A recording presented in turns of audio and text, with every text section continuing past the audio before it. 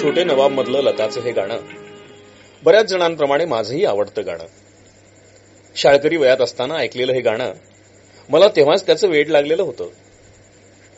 गाणं तोंडपाठ केलेलं होतंच. पुढे वाचण्यात आलं की हा आर डी बर्मनचा पहिला चित्रपट. या गाण्याच्या रेकॉर्डिंगच्या वेळी लता मंगेशकरने पाठीवरून हात फिरवून आरडीला आशीर्वाद दिले होते, कौतुक केलं होतं. ही पण माहिती मी संग्रही ठेवली होती. हो, अगदी मोठ्या अगत्याने. काही वर्षांनंतर या गाण्यातली ती सारंगीची धून तीव्रतेने जाणवू लागली. व्याकुळपण वाढवणारी या गाण्यातली ती धून. तिच्याकडे आता अधिक लक्ष वेधलं जाऊ लागलं. गाणं तेच होतं. त्या दिवसात रेडिओबरोबर डिट्टो म्हटलेलं. त्यावेळी संगीताची जाण अशी काहीच नव्हती. हरकती माहीत नव्हत्या. पण गाणं मनात पक्क झालेलं. वय जसजसं वाढू लागलं तसतसं हे गाणं अधिकाधिक आवडू लागलं. आता तर त्या दिवसांपासून आपण दूर चाललो आहोत ही भावनाच मनात एवढी वसलेली असते की त्या दिवसातला प्रत्येक क्षण चमकत असतो मनात. आता ही लताच्या ओळींसोबत गाण्यातली सारंगीची ती धून खेळवून ठेवत होती. गाण्याच्या आशयाला गाढ करणारी ती धून.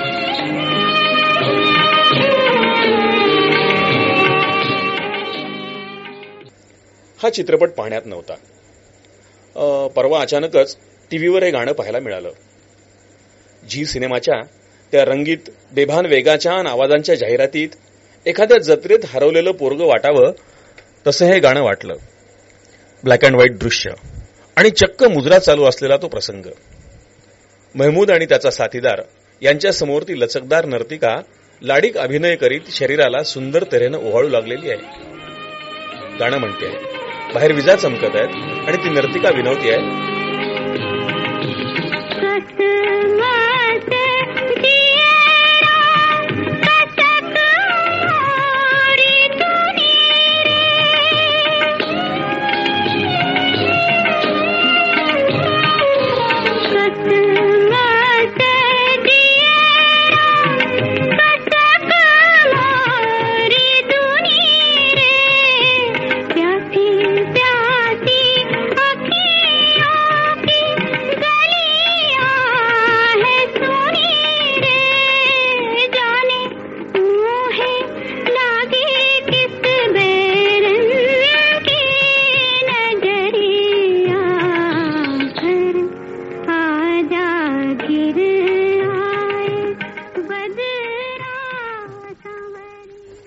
मध्येच ते दृश्य बदलतं.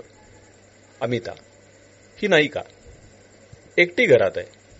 डोळ्यात पाणी आहे आणि बेचैन होऊन घरात वावरते आहे, वाट पाहते आहे.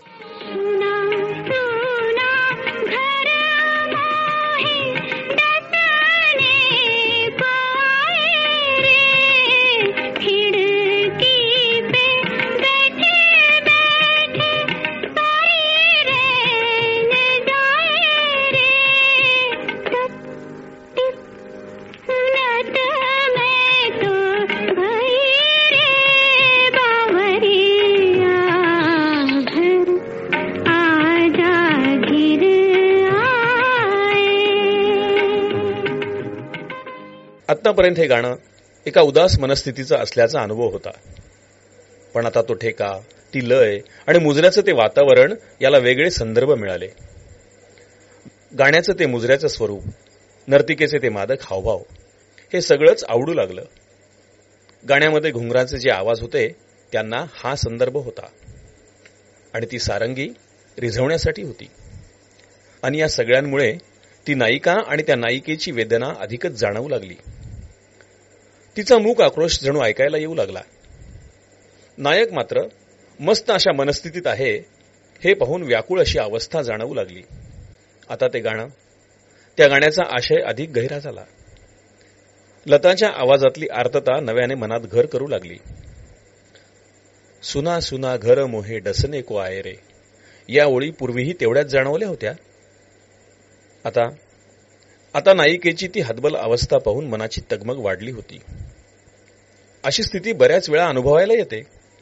प्रसंग असतो आनंदाचा, पण मनात मात्र तीव्र अशा दुःखाचे कड उसळी घेत असतात. सगळेजण एका वेगाने एका दिशेने धावत असतात, तर त्याचवेळी आपलं मन अवेगाने दुसऱ्या दिशेने जात राहतं. लग्न समारंभ हे त्याचं एक उदाहरण. लग्नाची घटिका ही त्या दोघांसाठी, त्यांच्या सहजीवनासाठी मंगल आणि रम्य अशी. सर्वांचा उत्साह, तो समारंभ, ती फुलं, तो हार, तो बँड आणि ती सनई, मोठा उत्सव रंगलेला आपण पाहत असतो. आणि मुलगी आता आपल्याला सोडून दूर जाणार ही भावना, हसणं आणि रडणं, सुख आणि दुःख, उत्साह आणि हुरहुर, पुढे नेणारी अवस्था आणि मागे जाऊ पाहणारी मनस्थिती, अशी अनुभूती एकाच वेळेस येते आणि आपण गलबलून जातो. जीवन व्यवहाराबद्दल वेगळेपणानं काहीतरी वाटत राहतं. छोटे नवाबची गाणी लोकप्रिय होती. त्यावेळी आम्ही बदनापूरला होतो. आमच्या गावापासून दूर असलेलं हे वडिलांच्या नोकरीचं गाव. इथून वडील ऑफिसच्या कामासाठी जिल्ह्याला जायचे, पुण्याला जायचे. ठरलेल्या दिवशी मात्र ते हमखास परतायचे. पण तरीही आदल्या दिवशीपासूनच आईचं ते वाट पाहणं सुरू व्हायचं. चेहरा उतरलेला, बोलण्यात लक्ष नसलेलं, आणि दारात उभं राहून तिचं ते वाट पाहणं. मग माझंही खेळात लक्ष लागायचं नाही. वडील आले की मी रडवेल्या चेहऱ्याने चिडून म्हणायचो, किती उशीर लावलात? वडील जवळ घ्यायचे. लवकरच आलो की रे बेटा, असं म्हणायचे. त्यांनी आणलेल्या माझ्यासाठीच्या वस्तू पाहून मला आनंदही व्हायचा, आणि कालपासून ज्या वातावरणात वेळ काढला तेही आठवत राहायचं.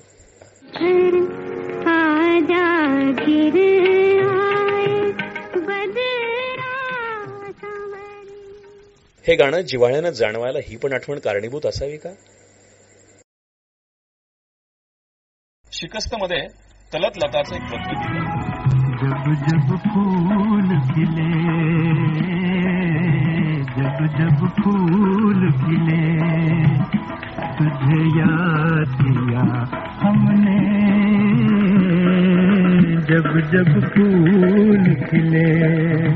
देख अकेला हमें, देख अकेला हमें घेर लिया हमने, जब जब फूल खिले. जब जब फूल खिले तुझे याद किया हमने, या गाण्यात देखील विरहाचीच भावना आहे. सोडून चालल्याचा प्रसंग आहे.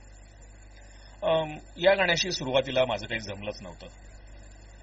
कोणतंही गाणं आपल्याला जेव्हा ऐकायला मिळतं त्यावेळी ते किती नवं किंवा जुनं आहे, त्यावेळेचं आपलं वय काय, गाणं चित्रपटासोबत ऐकलं की रेडिओवर ऐकायला मिळालं, शिवाय गाण्याचा आशय आणि आपलं वय याची सुसंगती किंवा विसंगती, अशा पंचरंगी तत्वांनी आपली जडणघडण होत असते. शिकस्त मी पाहिलेलं नाही, पण शहाण्या वयात ते गाणं ऐकायला मिळालं तेव्हा गाण्याची द्रुत लय आणि तलत महमूदचा आवाज यांचं नातं मनात काही जुळेना. फसलेलं गाणं असं त्यावेळी वाटून गेलं होतं. पुढे आयुष्याच्या ज्या क्षणात हे गाणं जाणवलं त्यावेळी जीवनानुभवाचा प्रवाह गाण्यातल्या प्रकृतीशी समांतर झाला असावा. मग गाण्यात बुडालो. अधिकाधिक तीव्रतेने ते जाणवू लागलं. कलावंतांची निर्मिती ही अशा तऱ्हेने काळाला गृहीत धरून केलेली असते. ती तात्कालिक भावना नसते किंवा ताबडतोबीने सांगून दाद मिळवायच्या घाईनेही बनवलेली नसते. संगीतकार शंकर जयकिशन यांनी या गाण्याला द्रुतलय दिली आहे आणि ढोलकीचा मुक्त वापर, लयीचा हा वेग, ते ढोलकीचे टप्पे खरं म्हणजे आनंदासाठी उपयोगी. गाण्याचा तो ठेका मन अडवून ठेवतो, खेळवत राहतो आणि तलत लताच्या आवाजानं, शैलेंद्रच्या त्या शब्दरचनेनं मन मात्र व्याकुळ होऊन जातं. परस्पर विरोधी अशा या भावस्थितीतून आपल्याला विरहाची ती तीव्र भावना बेचैन करून टाकते. मन को मैंने लाख मना, पर अब तो है वो भी पराया. मन को मैंने लाख मना, पर अब तो है वो भी पराया. जख्म किए ना तू, जख्म किए ना तू, तेरी याद के मरहम ने जब जब फूल खिले. गाण्यातली ही ढोलकी, या ढोलकीची खेळकर संगत ऐकली की डोळ्यासमोर केव्हा तरी पाहिलेला एक प्रसंग उभा राहतो. एक स्त्री रडत आहे, शोकमग्न आहे, आणि तिच्या कडेवरचं ते सुदृढ मूल ते मात्र हसण्याच्या खेळण्याच्या नादात आहे. हातवारे करून हसत आहे. तलत म्हणत असतो, दिल तोडा हर बार मेरे भोले हमदम ने. आणि ढोलकीच्या टप्प्यावरून गाणं ध्रुवपदावर येत. मिलने के हैं लाख बहाने, लेकिन मन का मीत न माने. मिलने के हैं लाख बहाने, लेकिन मन का मीत न माने. दिल तोड़ा हर बार, दिल तोड़ा हर बार मेरे भोले हमदम ने जब जब फूल खिले. देख अकेला हमें फेर लिया गम ने जब जब फूल खिले. गाण्यात वापरली जाणारी ही ढोलकी आणि गाण्याचा तो आशय. गाण्यातल्या आशयाशी ही द्रुतलयीतली ढोलकी खेळत असते आणि तिच्यामुळेच, त्या द्रुतलयीमुळेच तो आशय हृदयाला भिडून जातो. प्रवासात अशी भावना होत राहते. गाडीनं स्टेशन सोडलेलं असतं, ती वेगात निघालेली असते, त्या वेगात झपाटले पण असतं, धुंदी असते, मात्र त्यासोबतच काहीतरी मागे सोडून चालल्याची भावना मनाला विचलित करत असते. आयुष्याचा हा प्रवास, लहानपणात ही गाणी एवढी जिव्हाळ्याची झालेली, वय जसं जसं पुढे जाऊ लागलं तसतशा त्या दिवसांच्या आठवणी राहून राहून येऊ लागतात. असं का होत असावं? की हे नैसर्गिकच आहे. पुढे पुढे जात असताना ते वय संपल्याची भावना, ती चुटपुट आणि त्या सगळ्या भावना या गाण्यात रंगलेल्या. मध्ये मुकेशचं एक असंच गाणं आहे. राजकापूर टांग्यात निजलेला, आजाराने त्रस्त होता आणि टांग्याने वेग घेतलेला. घुंगूर आणि ढोलकीच्या त्या ठेक्यात, त्या वेगात मुकेश समजावत असतो नायकाला आणि आपल्याला सुद्धा. छोटी सी ये जिंदगानी रे, 4 दिन की जवानी तेरी, हाय रे हाय गम की कहानी तेरी. छोटी सी ये जिंदगानी रे, 4 दिन की जवानी तेरी, हाय रे हाय गम की कहानी तेरी. असं वाटत राहतं, तीव्रतेनं वाटत राहतं की ढोलकी, हा ठेका, याला काहीच भान नाहीये का त्या आशयाचं? मान खाली घालून तो ढोलकीवाला फक्त वेगच देतोय गाण्याला. आणि कडव्यावरून ध्रुवपदावर येताना त्या ठेक्यांच्या पायऱ्या, या लईला भानच नाहीये का त्या दुःखाचं? शाम हुई ये देश बिराना, तुझको अपने बलम घर जाना, सजन घर जाना. शाम हुई ये देश बिराना, तुझको अपने बलम घर जाना, सजन घर जाना. राह में मूरख मत लुट जाना, मत लुट जाना. छोटी सी ये जिंदगानी रे, 4 दिन की जवानी तेरी, हाय रे हाय गम की कहानी तेरी.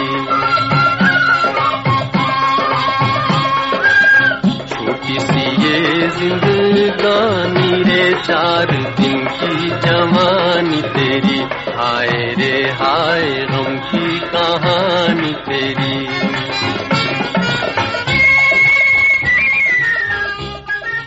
40 ओलांडली आणि आता सगळ्याच बाबतीत हळवेपण आलं. गाणं ऐकताना मुकेश, राज कपूर, शैलेंद्रची आठवण आता अनावर होते. शंकर जयकिशनच्या आठवणींनी बेभान व्हायला होतं. ही सगळी मंडळी हयात असताना आपण हे गाणं ऐकलेलं होतं, अनेक वेळा ऐकलं होतं. त्यावेळी त्यातलं दुःख आणि ती वेदना सुंदर वाटली होती, श्रवणीय वाटली होती. आणि आता त्यांच्या माघारी आपल्यावर जादू करून ही माणसं अदृश्य झाली. त्या जादूचा असर मागे ठेवून दूर गेली. आता हे गाणं आपल्या मनात विलक्षण चुटपुट निर्माण करून जात असतं. मुकेशचा तो समजूतदार आवाज, त्याचं सांगणं. बाबुल का घर छूटा जाए, अखियन घोर अंधेरा छाए, जी दिल घबराए. बाबुल का घर छूटा जाए, अखियन घोर अंधेरा छाए, जी दिल घबराए.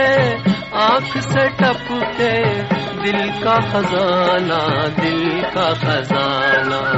छोटी सी ये जिंदगानी रे 4 दिन की जवानी तेरी, हाय रे हाय गम की कहानी तेरी. आणि ही ढोलकी, आशयाच्या जाणीवेसोबत त्या ढोलकीची गडबड चालूच असते. असं वाटत राहतं की या ढोलकीला काही भावनाच नाहीत का, वेदनाच नाहीत का? पण तसं नाही, तसं नसतं. प्रत्येकाची दुःख व्यक्त करायची तऱ्हा वेगळी असते. कुणी उदास होतं, कुणी ऊर बडवून घेत राहतं. दिल अपना और प्रीत पराईमध्ये रफीच्या आवाजाला, त्या आक्रोशाला ढोलकाचीच खेळकर साथ आहे. तो ठेका, तो ऐकताना रोमांचित व्हायला होतं आणि म्हणूनच रफीच्या आवाजातली आर्तता जाणवत राहते. देखते देखते क्या से क्या हो गया, धड़कने रह गई, दिल जुदा हो गया है, दिल जुदा हो गया, जाने कहाँ गई, दिल मेरा ले गई वो, जाने कहाँ गई, जाने कहाँ गई. आणि कहर म्हणजे हे गाणं चित्रपटात मनोरंजनासाठी गायलंय. रस्त्यावर गाणं म्हणत पोट भरणाऱ्याकडून. त्याचं गाणं हे त्याच्या जवळच असलेल्या त्याच्या खट्याळ नायिकेसाठी असतं आणि आपल्याला नायिका हरवलेल्या त्या नायकाची, राजकुमारची तगमग त्यातून जाणवत राहते. उत्साहाचा प्रसंग आणि उदास मनस्थिती, दुःख व्यक्त करण्याची कुठली तऱ्हा म्हणावी. सरळ दुःखाला भिडणारं वातावरण अनेक गाण्यात असतं. एखाद्या डोहात हळूहळू उतरत जावं तसं उदासीला सरळ सामोरी जाणारी गाणी आहेत. अनुराधामधल्या कैसे दिन बेते कैसी बीती रतिया, यासाठी ती सारंगी, ती बासरी सगळीच जणू व्याकुळ झालेली असतात. दूर गगन की छाव में मधलं जिन रातों की भोर नहीं है, पथ भूला एक आया मुसाफिर, किंवा मुकेशचं काला आदमी मधलं दिल ढूंढता है, किंवा तळत महमूदची अनेक गाणी. अशी गाणी दुःखानं, उदासीनं झपाटलेली असतात आणि ती गाणी ऐकल्यावर आपण एक प्रकारचे दिशाहीन झालेलो असतो, काळोखात सापडलेलो असतो. पण असं नेहमीच नसतं. आपल्याला दुःखाला सोबत करायला कोणतरी काम असतं हो. जगाचे व्यवहार चालूच असतात, आनंदाचे, जल्लोषाचे. त्यात आपल्याला आपलं एकलेपण प्रकर्षानं कळत राहतं आणि आपली भावना अधिक तीव्र होत जाते. बाहर तो उजाला आहे मगर दिल में अंधेरा, असं वातावरण सहसा असतं. आनंद आणि विषादाचं वातावरण, यात आर्त विव्हल स्वर मग तेवढेच तीव्र होतात. त्या दोन परस्परांशी विसंगत असलेल्या बाबींचा परिणाम मनावर बिंबतो, अधिकच बिंबतो. व्यंगाची भावना आपल्याला मग अधिक बेचैन करून टाकते.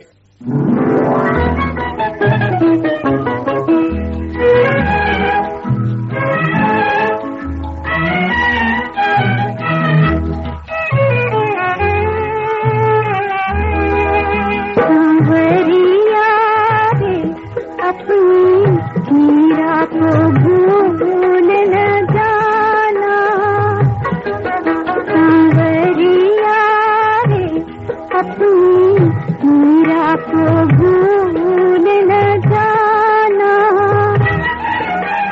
जन्म जन्म की प्रीत हमारी, जन्म जन्म की प्रीत हमारी, इसको सदा निभाना सांवरिया रे, अपनी मीरा को भूल न जाना।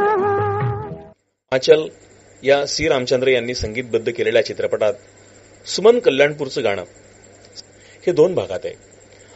पहिल्या भागामध्ये अर्थात ढोलकीची साथ, द्रुतलय आणि दुसऱ्या भागात संथलय, शब्दरचना विरहाच्या आशयाची. पण इथं सुद्धा एक जादू होते. दोन्ही भागात कवी प्रदीप यांनी नायिकेची विनवणी चित्रित केलेली आहे. या गाण्यात पूरणमासी हा शब्द सुद्धा किती चांगला आलाय. बड़े भाग से तुम पाया, बड़े भाग से तुम पाया, ये प्राणों के बाती, जब से मिले तुम हर सपने में चमकी पूरणमासी, जब से मिले तुम हर सपने में चमकी पूरणमासी, मुझको हर दिन नया नया लागे अपना प्यार पुराना सांवरिया रे, अपनी मीरा को भूल न जाना। जब से मिले तुम हर सपने में चमकी पूरणमासी.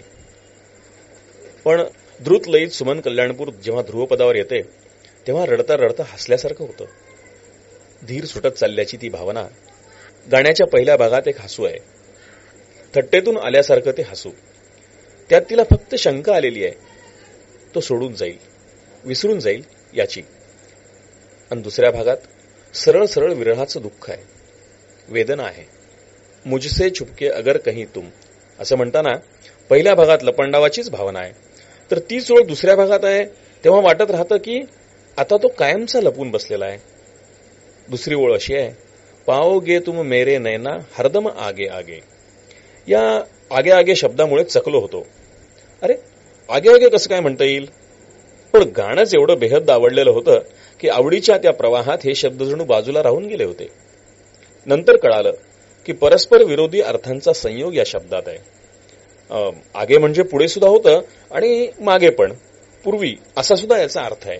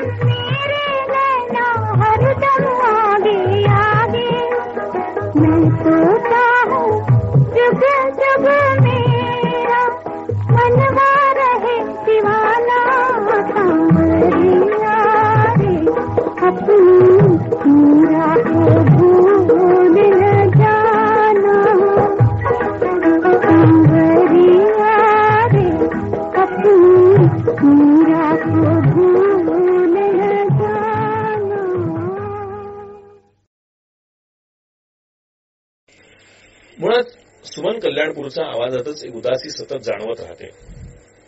आणि ही उदासी गाण्याच्या पहिल्या भागात त्या रिदममधून सुद्धा जाणवते. खरं म्हणजे गाण्याचा दुसरा भाग हा खऱ्या दुःखाचा, विरहाचा. पण तरीही आपला खरा धीर सुटतो, आपली खरी तगमग होते ती पहिल्या भागातलं गाणं ऐकूनच. का? याचं कारण पुन्हा तेच, गाण्याची ती द्रुतलय आणि ढोलकीची साथ. पूजामधलं जो एक बार कह दो हे रफीचं गाणं ऐकताना सुद्धा असंच वाटत राहतं. सावन हा चित्रपट 1958चा. त्या दिवसात घरी मोठ्या बॅटरीचा रेडिओ होता. त्यावेळी विविध भारतीवर गाणी लागायची. माया, मनमोजी, मैं शादी करने चला, चांद मेरे आजा अशा चित्रपटांचा तो काळ होता. त्या सिनेमांच्या गाण्यात मुकेश साथीचं सावन मधलं ते गाणं पण ऐकायला मिळायचं. बार से मन में वो आके तन में आग लगाए, बार से मन में वो आके तन में आग लगाए.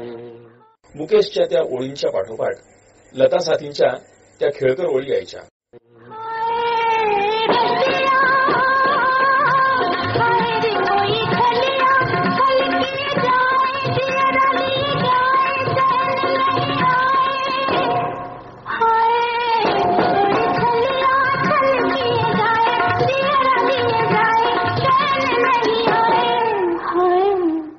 गाण्याची लय बदलायची, ठेका बदलायचा, मजा यायची. आणि इतर गाणी रेडिओवर म्हणणारा मी, मला काहीच म्हणता यायचं नाही. मला फार हसू यायचं मुकेशच्या त्या ओळींचं. सैगलछाप वळणाने सुरू होणारी ती ओळ आणि कसं रेंगाळणारं ते गाणं. खरी मजा त्या ओळीतच.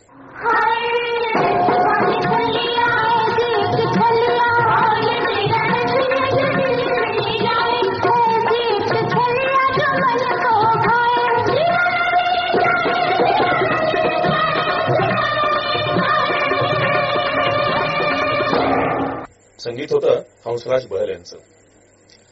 पण लहानपणात मुकेशच्या त्या ओळींना हसून लताच्या ओळींना दाद देणारा मी आज मात्र मुकेशनं ते अवघड गाणं कसं म्हटलं असावं या विचारातच गुंगून जातो. शिवाय त्यातल्या ओळी दर्द न समझे जाने बस तड़पाना, फिर भी मन तड़पाने वाला मन का मीत कहाए. आता जाणवतात जिच्यावर आपलं मन बसलाय ती आपल्याकडे दुर्लक्ष करून तिकडे नाचते आहे, गाते आहे. तिच्या वागण्यानं मन कासावीस होऊन जातं. पण तिचं ते दुर्लक्ष करून नाचणं, गाणं हे पुन्हा त्याला गृहीत धरूनच केलेलं असतं हे आज जाणवतं. आणि मग संथ आणि द्रुत लयीतून मी समेवर येतो. मुकेशच्या ओळींचं, त्याच्या संथ लयीचं मोल मला मग सारखं जाणवत राहतं. छोटे नवाबचंही असंच झालं होतं. त्यावेळी या शब्दांची पण मी थट्टा केली होती. छोटे आणि नवाब, असं कसं हे प्रकरण? नवाब कधी छोटा असतो का? त्यावेळी हसू यायचं. त्यावेळी शाळकरी तऱ्हेनं मी थट्टा करत होतो त्या छोट्या नवाबाची. अशीच थट्टा मी छोटासा बालमाची सुद्धा केली होती. पण आता प्रश्न विरले आहेत. सारं अधिक स्वच्छ स्पष्ट जाणवत आहे. आता त्या गाण्याबद्दल विचार करताना शैलेंद्र, SD आणि RD बर्मन, रफी, मुकेश यांच्या आठवणींनी गलबलून जातोय. शंकर जयकिशन यांच्याबद्दल उपकाराची भावना दाटून येते. दूरवरून ऐकू येणारी भजनं, गाणी, त्यातून फक्त ठेका ऐकू येत असतो. तबला किंवा ढोलकी असं काहीतरी तालवाद्यच प्रकर्षानं जाणवत असतं. लहानपणात गाणी आवडायची म्हणजे गाण्यातला तो तालच आवडायचा ना. नाचे मन मोरा किंवा भरोसामधलं ये झुके झुके नैना ही गाणी ऐकताना त्या ठेक्यातच गुंतून जात असे. बँड समोर उभं राहून गाणं ऐकताना त्या तालवाद्यांना काय म्हणतात ते आजही मला माहित नाहीये, पण त्या ठेक्यांमुळे मनात मस्त धडकी भरायची. त्या वयातली गाण्यांची आवड ही अशी वेगामुळे, तालामुळे लागलेली. मग गाणं समजू लागलं, त्याची लय समजू लागली, अर्थ जाणवू लागला. आणि गाणं संपलं तरी त्यातील आशयाची जादू कमी व्हायची नाही. व्याकुळ अशा स्वरात लताने गायलेली शैलेंद्रची अनुराधामधल्या गाण्याची एखादी ओळ दिवसभर साथ देत असते. ते सुद्धा एक वय होतं. त्यावेळी रोमांचित करणाऱ्या भावनांचा प्रभाव राहायचा. त्या अवस्थेतील उदासीची भावना गुंतवून ठेवायची. त्या तशा वेळी तालवाद्यांची गरज राहायची नाही, किंबहुना त्यांची अडचण वाटायची, नको वाटायचं ते. आणि आज गाण्यातली ही दोन्ही भावंड प्रकर्षाने जाणवत राहतात. दोघंही आपापल्या तऱ्हेनं गाण्यातल्या भावनांकडे लक्ष वेधून घेत असतात. आणि आपल्याला त्या दोघांच्या परस्पर विरोधी वाटणाऱ्या भारुडातून तीव्र अशी वेदनेची अनुभूती होत असते. सुख आणि दुःख, हसणं आणि रडणं हे खरं म्हणजे वेगळं नसतंच. एकमेकाच्या संगतीनंच वावरणाऱ्या या भावना, हे अनुभव. पण कसं असतं हे प्रकरण? आयुष्य जगताना अपरिहार्य अशा काही अवस्था असतात का की त्या आपल्या बाहेर असतात आणि आपण त्यांचे गुलाम असतो आणि ही अवस्था आपण सोसत असतो का, स्वीकारत असतो का? शैलेंद्रने ही अवस्था समंजस वृत्तीने स्वीकारली आहे आणि सहज सांगितली पण आहे. अगदी साधी बाब, छोटी छोटी बातें. म्हणून जिंदगी का अजब फसाना है, रोते रोते भी मुस्कुराना है. सुखदुःखाचा असा हा मेळा. सुख सुखाच्या पद्धतीने नाचणार तर दुःख दुःखाच्या पद्धतीने गाणार आणि त्यांचं हे द्वंद्व पाहताना ऐकताना आपली मात्र घालमेल होणार. मग ही तगमग, ही बेचैनी अनुभवताना त्या अज्ञात शायराच्या ओळी प्रकर्षानं जाणवत राहतात. निकल आते हैं आंसू हंसते हंसते, ये किस गम की कसक है हर खुशी में.